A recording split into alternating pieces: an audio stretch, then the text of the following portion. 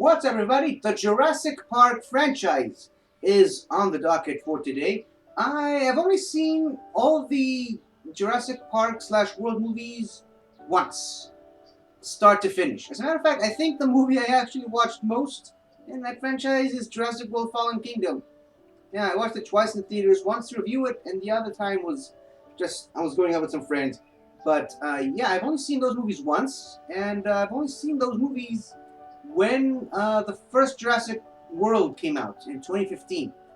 I know, I was never really the biggest Jurassic Park fan growing up, but when the Jurassic World movie was coming out, I decided to sit down and just watch the first three Jurassic Park movies. And you know what? I actually really liked them. They're really good movies. In my opinion, that is. I really did enjoy the first three Jurassic Park movies. I also really enjoyed Jurassic World. And you know what? I tend to give Fallen Kingdom a bit more of a pass than most people do. It's not a good movie, but I still like it more than most people. So, in honor of Jurassic World Dominion coming out later this weekend, which I am planning to see in the theaters when it comes out, I am going to take advantage of my sick day. As you can hear, I'm still a little bit recovering from a cold. But yeah, I'm going to do the same thing basically that I did for the Harry Potter movies rewatch that I did a couple of months ago, where I'm just going to sit down, watch the movie, and then just say my thoughts on the movie in front of a camera and how I feel about it several years after watching it. Like I said, I watched those movies for Jurassic World, which would make it 7 years ago. So yeah, haven't seen those movies in 7 years. Let's see what I think about them with this 7-year gap. So I'm going to start by watching the first one, the first Jurassic Park from 1993 by Steven Spielberg. It is now around 5:30. Let's see how long this is going to take me to complete. Fortunately for me, considering that there are less movies in the Jurassic Park / World series than the Harry Potter movies, and not only that, but the Jurassic Park / World series movies are actually a little bit shorter than the Harry Potter movies. I might actually not take a whole night to complete this mission. So wish me luck, and here we go. Jurassic Park, the first one. Let's see what I think about it. Well, I just finished watching the first Jurassic Park movie for the first time after 7 years-ish, and my opinion on it kind of stays the same. Now, I don't think I mentioned this in my last section of this video. Wasn't really a big fan of Jurassic Park growing up. I think I remember I saw bits and pieces of the original movie as a child. Didn't quite gravitate to the stuff I did see, so when I finally sat down and watched the full thing, didn't quite affect me the same way that a lot of people were affected by that movie when they first saw it, presumably when they were children. I thought the character of John Hammond was like the worst grandfather ever. Now, having rewatched that movie after so many years, I am now doubling down on my opinion on that. I think he's not just the worst grandfather ever, he might actually be one of the worst human beings in movie history. I mean, in my opinion, after revisiting this movie, he's the real villain, so to speak. Yeah, pretty much everything that went wrong in the plot was a direct result of Dennis Nedry. But when you really think about it, and if you really watch the movie properly, it all really happened, and Dennis Nedry's betrayal happened because Richard Hammond wasn't paying him enough. I mean, he kept going on and on about how we spared no expense, and clearly, like any CEO of a big major company, he did spare some expense, and it came at the expense of the workers. He spent all that time making it look cool and fancy schmancy for the visitors. He went all out on the technology and on the automated system. Kind of forgot to pay the one worker who for some reason is in charge of everything automated in the park, which ended up biting him on the butt twice over. A, because the entire system was automatic, so one thing goes wrong, the entire system falls apart. And the second time is, well, he mistreated the one guy in charge of everything. So, yeah, no wonder everything went to hell.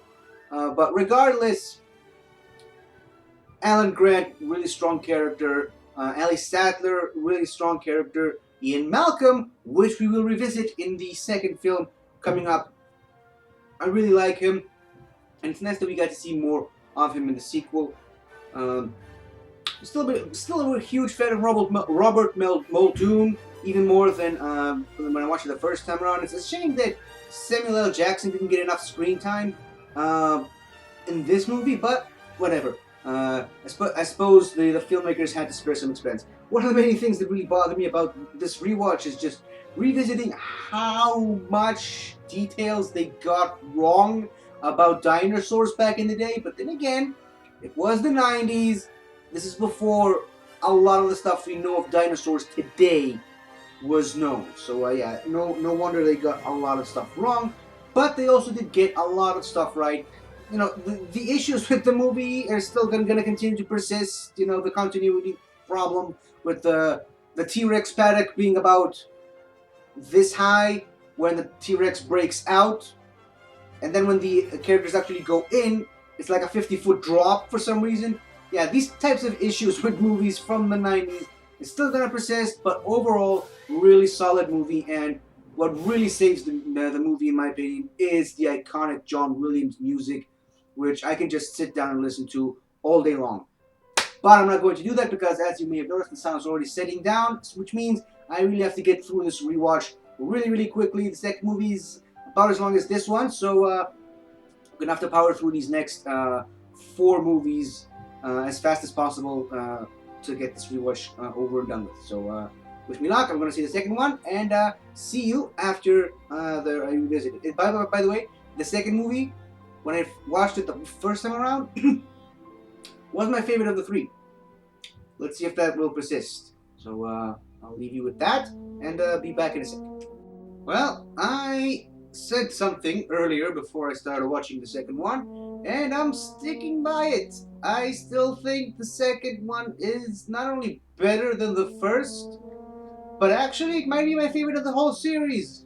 The new ones included. I don't know. It just, first of all, I'm probably going to get a lot of flack for saying this, but I'm never one to shy away from what I truly think, regardless of how other people might feel about it. I think the first Jurassic Park movie is starting to show its age a little bit. I don't know what it says about me, since I was born the exact same year it came out, but yeah, the effects on that movie are kind of dated, and I don't just mean the dinosaur effect. I don't just mean the CG, the photorealistic CGI, which you can start to tell it's not really real. But also the animatronics don't look quite as good. There's some shots where you actually see the hands of the operators, and even some of the sets that the main characters are in, you can kind of tell that they're sets that they didn't film on location. For the most part, none of that in this movie. The CGI effects on the dinosaurs kind of actually look better than the ones in the first movie. And the live action sets, you can tell that they filmed this in a jungle type location, or at least it has the illusion that it was. None of that feels fake. I never once felt like they were filming in a soundstage studio where they made it look like a jungle. It really does feel like an actual jungle. And the dinosaurs look really good. I like that they had dinosaurs in this movie that were never featured in the first one. First one, for all its praises, well earned, if I might add, there really aren't that many dinosaurs in it. I mean, you really have to wait. And that's something I really don't like about these types of movies, that they really drag on the plot. It really does drag to get to the dinosaurs. And once the dinosaurs show up, it's great, and the movie picks right up after that, but the wait to get there is kind of, I'm going to go ahead and say it, boring. And again, like I said, none of that in this movie. They don't necessarily drop you into the action right away. They do, however, show you the dinosaurs right away, but they as soon as, well, they take less time setting up the plot, and once you actually get to the island, it's just a, not necessarily smooth sailing, but sailing all the way through.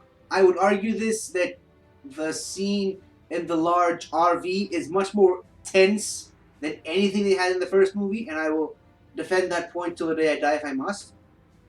I don't know. I just much prefer the second movie. The characters are much more likable than the two kids, who I guess it was a nice, fun inclusion to put them both in this movie, but you only really do see them for one hot minute. You don't really get to speak much. And John Hammond, once again, keeps manipulating people to do what he wants them to do.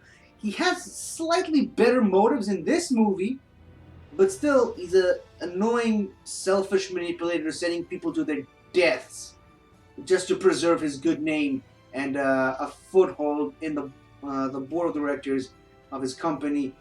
And yeah, I'm not a John Hammond fan.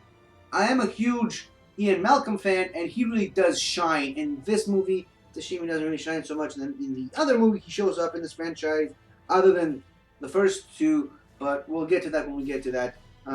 So yeah, really good. If it wasn't for the stupid San Diego section of the movie, this would have been a near perfect movie in my opinion. I mean, like, the entire San Diego, I get why they put it there, but it's completely unnecessary. They just wanted to wrap everything up. And it's sad that it doesn't feature the Roland character, which actually is one of the better characters in that movie. But yeah, the entire San Diego scene, you can take it or leave it. But if the movie just ended with the crew in the helicopter flying away from Isla Sorna, looking down at the ocean below them, like how they ended the first and third movies, probably would have been a near perfect movie. But you know, they had to include that San Diego section, I guess. Anyways, speaking of the third movie, that's the next one on the docket, and it's actually so far the shortest one, just clocking out in barely over an hour and a half. So this should make this rewatch much more easier and much more smoother. So wish me luck, and I'll see you when I'll finish the third one. Goodbye for now. Well, here we are, 3 movies in. That's the last of the original Jurassic Park movies. Some might call it a trilogy. I don't. I see them more less than a trilogy, more as like 3 somewhat related movies, but completely separate stories that just happen to, exist in the same universe, so to speak. And this third one, more than the second one, actually embodies that idea better. It's this. So yeah, you have the first one, which introduces us to the world of Jurassic Park, this world where dinosaurs exist now. And the second is sort of a continuation of the first one, but not really. And the third one just was an example of how you can just now tell stories within this universe without necessarily having to completely tie in to the first one. Case in point, the 2 sequels took place on Isla Sorna, completely separate from Isla Nublar, which was the main island for the first movie, as well as the 2 Jurassic World movies. And even in the second one, they introduced the concept of the 5 deaths, which is from the books, and it's actually featured very heavily in Jurassic World Evolution, the video game that I spent a ridiculous amount of hours playing. But basically, there's like 5 islands in that whole archipelago. I'm pretty sure that's the correct word. So yeah, you don't just have to stick to Isla Nublar. You can actually tell stories on Isla Sorna, Isla Muerta, Isla Tacaño, and Isla Matanceros. I believe that's the name of all 5 islands. You can tell other stories in those islands. It's just the third one just wasn't really that successful. And looking back on it, I said earlier that the second one didn't feel that much like a set, like they filmed this on an actual soundstage. It felt more like they actually shot on location at a jungle. This third one is sort of a middle ground. Some scenes feel like they shot on location, but some scenes also feel like they recreated an entire jungle. You can definitely tell that some of the plants are plastics in the third one. And honestly, the third one actually, and it's not just because it's the shortest one out of the three, it's not just because it's an hour and a half long. It really does feel like uh, a B movie, a B action horror movie type of a thing. And if you really try to look at it through those lens, try to look at it from that particular angle, it really does work. And if you actually compare it to some other low budget B movies with dinosaurs in them, it's a complete masterpiece compared to those. So I suppose it's all really relative. The dinosaurs still look good for the most part. There was that one beautiful scene where they're sailing through the river and they see all the herbivore dinosaurs that really don't want to do anything, really don't want to harm them. Those all look good. The CGI really does look good, and it still does look better than the first one. I'll admit. And some of the raptor scenes, take it or leave it. Raptors, again, the way they look, they don't really necessarily look great. But I love that this was the first movie that introduced the idea that there's variations in the coloring of the raptors, and that the raptors are way smarter than people originally gave them credit for, which really sets up a lot of stuff for the Jurassic World movie that I'm about to watch right now. And one thing I really do say, I want to say in this movie's credit is that they're slowly starting to get a lot of their facts right. They still aren't quite there yet, but they're much more scientifically accurate to real proper dinosaur than the first movie. Obviously, the big main offender of that is the Spinosaurus, which is still not 100% accurate. It still was bigger than the T-Rex, relatively speaking. It still could beat a T-Rex in a fight, except it wasn't walking upright or even slightly upright. It was completely quadrupedal and mainly lived in the water. It's still minor nitpicks. I love the Pteranodon scene and the pterosaur scene in the bird cage, and just I like seeing Alan Grant back. And again, it's another. It goes back to what I said earlier. You can tell stories in this universe now that don't necessarily have to tie into Isla Nublar. You just have characters we're familiar with, or just completely new characters, and tell more stories. Sadly, as I mentioned, that didn't happen, and the franchise was, for the most part, frozen in amber, pardon the pun, for a decade and a half, before coming back in the fourth movie in the series, which is actually the first of the Jurassic World movies that I'm about to watch right now. And to be honest, I thought there was going to be some major leap in the running time from an hour and a half. I thought this one was going to be like 2.5 hours. It's actually clocking in at about 2 hours and 4 minutes, which is actually shorter than the first two movies, which is interesting. The first one was about 2 hours and 6 minutes. The Lost World was about 2 hours and 8. This was 2 hours and 4 minutes. So yeah, I'm gonna jump into that one right now. Wish me luck, and I'll talk to you once I'm on the other side of that movie. Goodbye for now. Well, here I am on the other side of Jurassic World, and you know what? When that movie came out, it got a ton of backlash for just being a nostalgia trip without much substance. But you know what? All these years later, when we all know how the Star Wars sequels ended up being, this movie's actually pretty alright with the nostalgia trip. And remember, the movie came out in 2015. So, yeah, still the same year as Force Awakens, but this movie did not have the same amount of nostalgia trip that the Force Awakens did. And I'm not just turning this whole video into a Force Awakens rant, because I actually do like the Force Awakens. So I saw it like 4 or 5 times in the theater. I love the Force Awakens. Not as much as I love this movie, but I love Star Wars more than I love the Jurassic Park movies. overall, first of all, the technology has advanced leaps and bounds from the original 3 movies. Not just the visual effects department, but also conceptually in the story.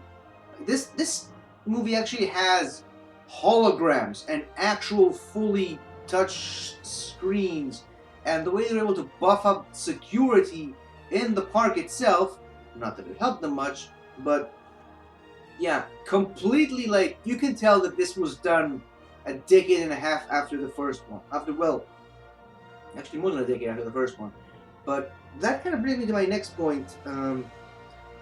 So in this movie, they kind of did what John Hammond tried to do in the first movie, just, fully realized, a fully functioning park. The first one, it wasn't up and running yet. He just brought in a couple of investors and scientists to test out what the park is going to look like before they open it to the public.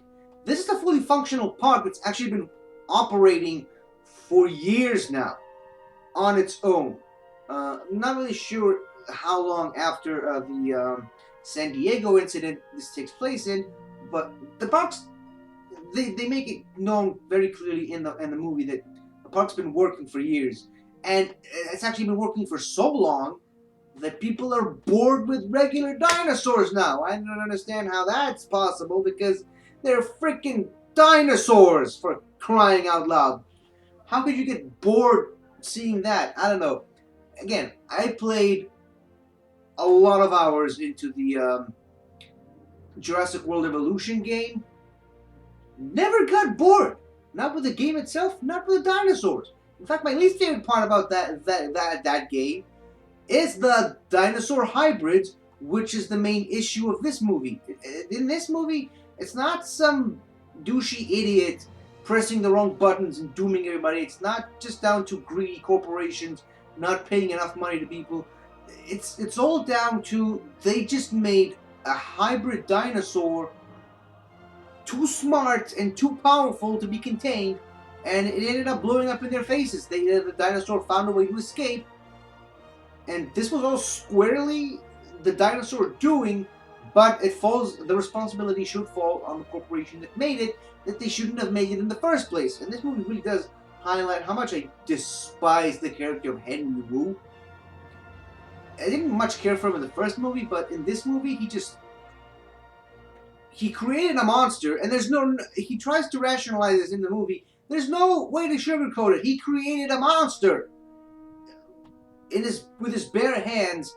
And if you actually go into the Camp Cretaceous show on Netflix, which I highly recommend because it's better than all the movies put together, including the first one, but they made it pretty clear that this was not his first attempt at a hybrid dinosaur. He actually made way more worse stuff, like the Scorpius Rex at one point in that show.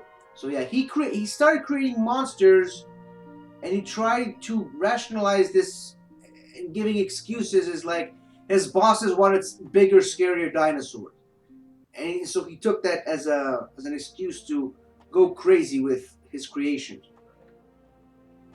Whatever, it all ended up blowing up in all their faces. It's going to end up blowing up in his face even more in the next movie, which I'm about to watch, and it's actually about as long as the second movie. Yeah, 2 hours and 8 minutes. So yeah, none of the Jurassic Park movies or Jurassic World movies actually go beyond 2 hours and 10 minutes, which I'm actually pretty fine and okay with, because it actually makes this rewatch much easier for me.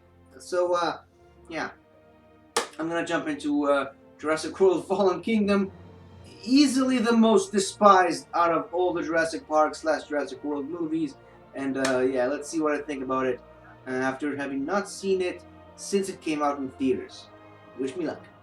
Well, I've done it. I did it.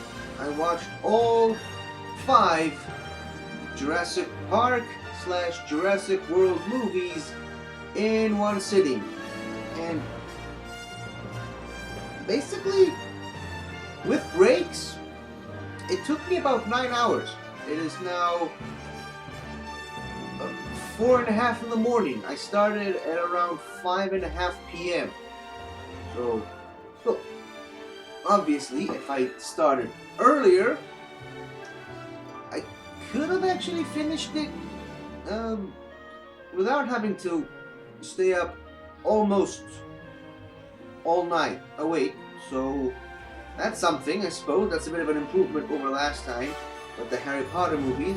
So yeah, if you're well, obviously things are gonna change after tomorrow or after next week with the addition of Jurassic World Dominion.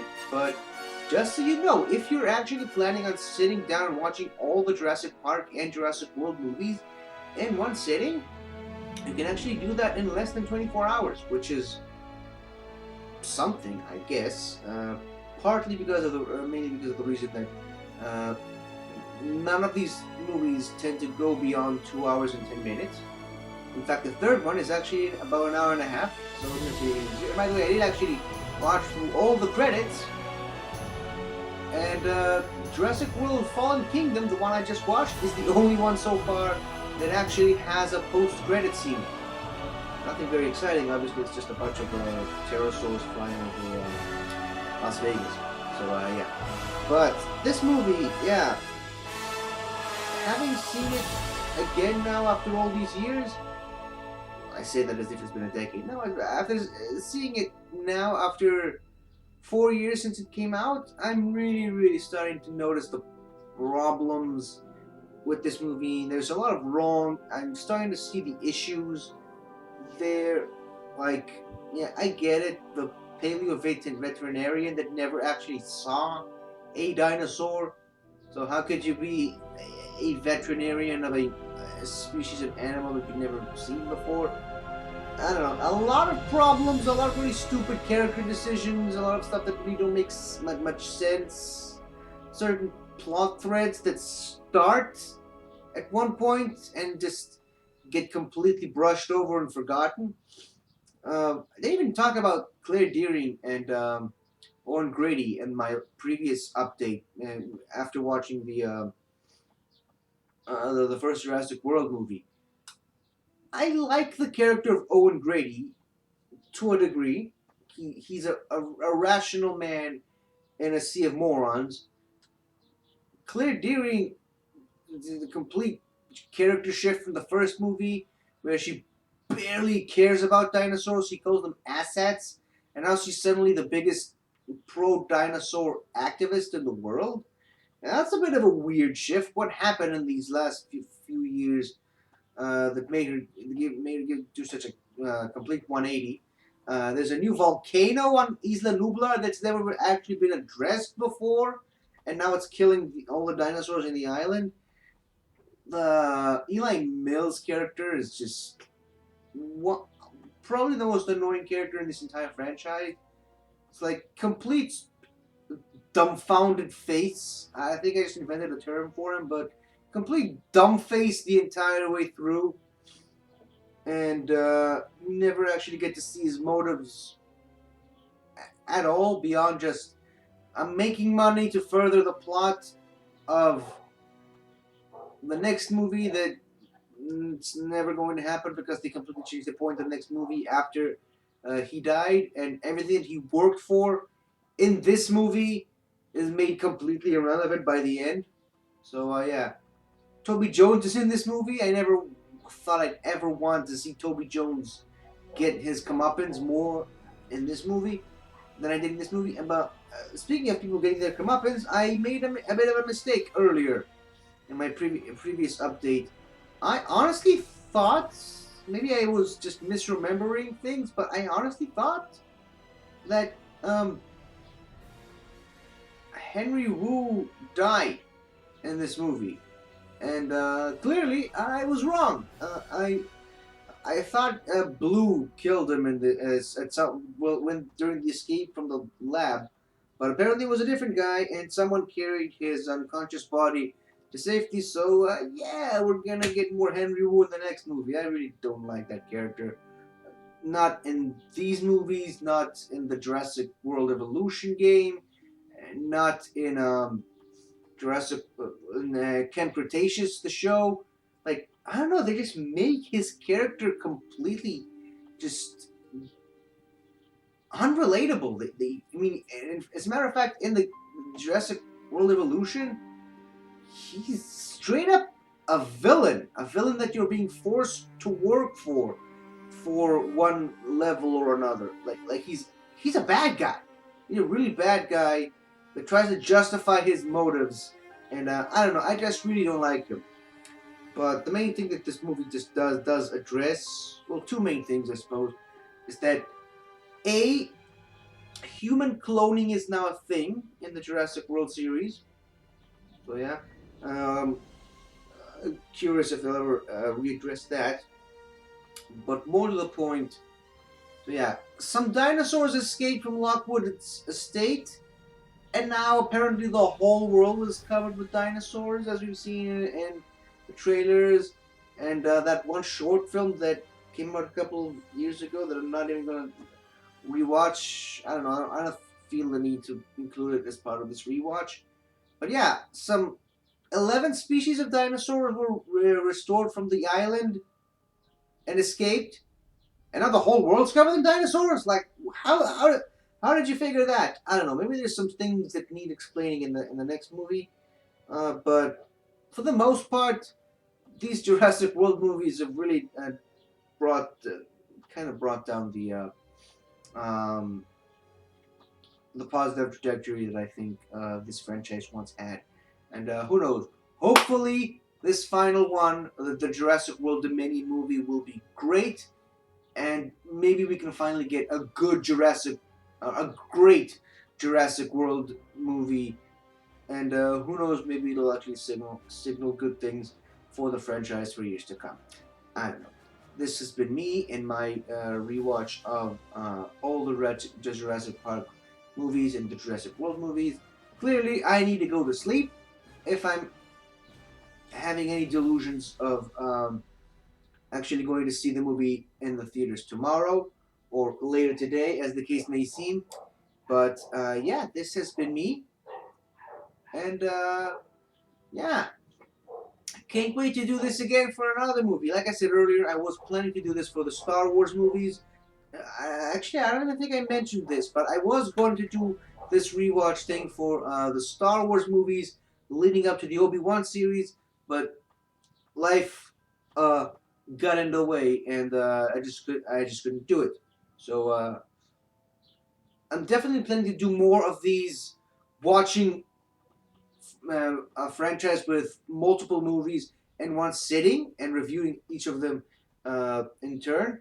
Can't quite figure out what I'm going to do next time, but it's definitely in the cards for me at the moment. Anyways, that's it for me for the Jurassic Park movies. Hopefully I enjoy the movie tomorrow, and goodbye. Hi there. Thank you for watching the video. And if you enjoyed it, don't forget to like, comment, subscribe, and tell your friends. I'll see you next time.